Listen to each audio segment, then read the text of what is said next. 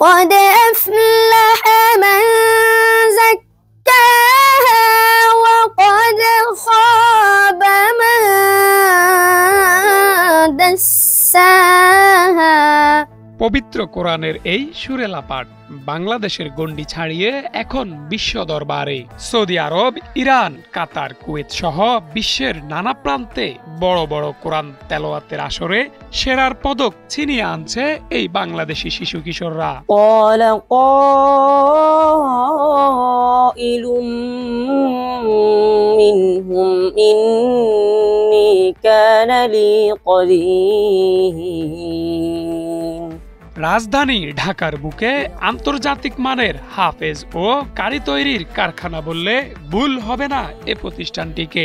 যাত্রাবাড়ির মার্কাতুস Tahfiz international মাদ্রাসাটির পড়া শিক্ষার্থীরা বাংলাদেশে সেরা হওয়া তো বটে, বিশ্ব দরবারে বিভিন্ন সময়ে কোরআন প্রতিযোগিতায় অংশগ্রহণ করে বাংলাদেশের জন্য সুনাম অর্জন করছেন। আমাদের প্রতিষ্ঠানের প্রায় শতাধিক শিক্ষার্থী যারা বিভিন্ন রাষ্ট্র গিয়ে কেউ প্রথম হয়েছে, কেউ দ্বিতীয় হয়েছে, কেউ তৃতীয় হয়েছে, অংশ নিয়ে বাংলাদেশকে সারা বিশ্বের কাছে তুলে ধরতে সক্ষম হয়েছে। যে প্রতিষ্ঠানটি বাংলাদেশের সবচেয়ে বেশি শিক্ষার্থীদেরকে বিভিন্ন রাষ্ট্র পাঠিয়ে বাংলাদেশকে সারা বিশ্বের কাছে কোরআনের দেশ হিসেবে পরিচিত করতে সক্ষম হয়েছে, আলহামদুলিল্লাহ। সম্প্রতি সৌদি আরবে বিশ্ব কোরআন প্রতিযোগিতায় অত্র প্রতিষ্ঠানের ছাত্র আনাস বিন আতিক 123টি দেশের প্রতিযোগীদের হারিয়ে আরবের বুকে বাংলাদেশি প্রতিযোগী হিসেবে সেরা হন। 123 জন ফাইনালে মুখোমুখি হয়েছে এবং সবাই অংশগ্রহণ করেছে।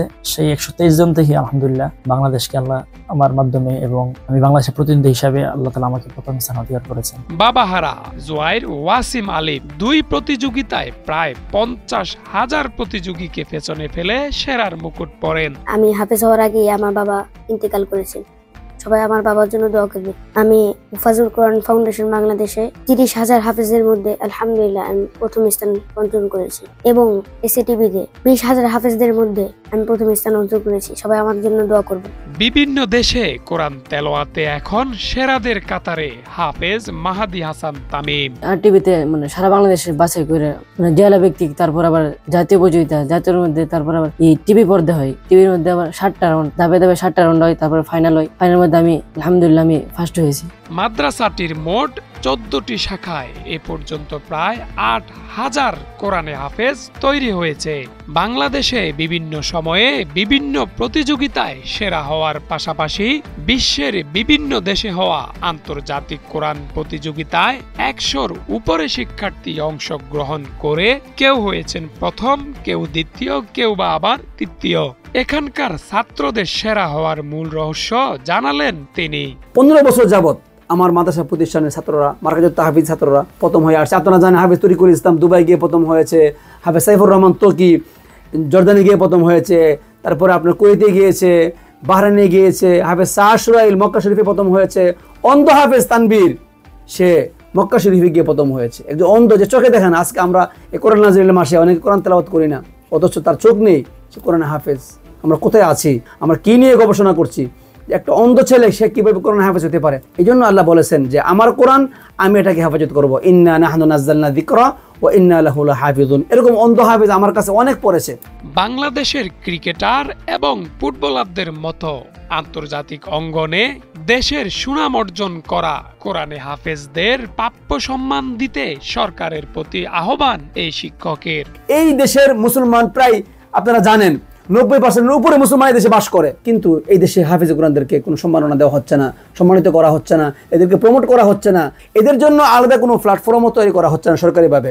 আমি মনে করি বাংলাদেশকে সবচেয়ে বেশি পরিচিত করেছে হাফেজ কোরআনরা। আপনারা জানেন 123টি দেশ যখন প্রতিযোগিতা হয় সেই দেশের সবাই আসেন, তাহলে 123টি দেশ জানতেছে যে বাংলাদেশ কোরআন প্রতিযোগিতায় প্রথম।